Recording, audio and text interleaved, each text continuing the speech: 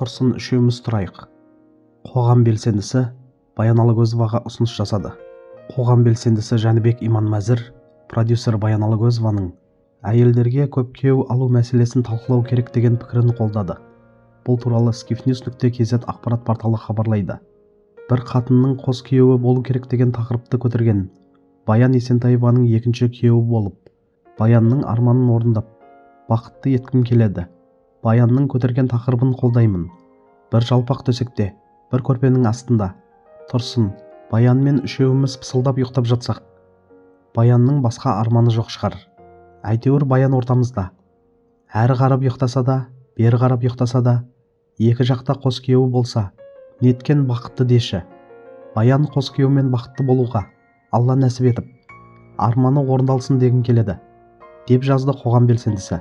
Жәнібек Иманмәзірдің бұл пікіріне қоғамның назар аударғаны түсінікті. Себебі ол әзіл аралас, бірақ өзекті тақырыптың айналасында айтылған сөздер. Соңғы уақытта әйелдерге көп күйеу алу мәселесі туралы талқылаулар жиілеп кеткені рас, түрлі көзқарастар пайда болды. Белгілі адамдардың ойы бұндай әңгімені одан әрі жандандырып жіберетіні анық. Дегенмен, мұндай ұсыныстарға байыппен қарап, әлеуметтік желіде айтылған пікірдің әрдайым шынайы ниет емес екенін ескерген дұрыс. Көп жағдайда бұндай жазбалар қоғамдағы пікірталасқа назар аударту немесе белгілі бір мәселеге ирониямен қарау үшін айтылады.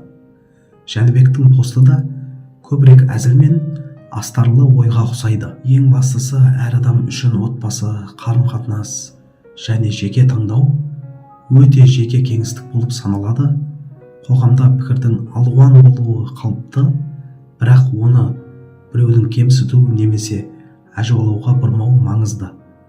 Мәселенің негізгі түйіні мәдениетті диалог жүргізу және әр адамның құндылықтарын құрметтеу.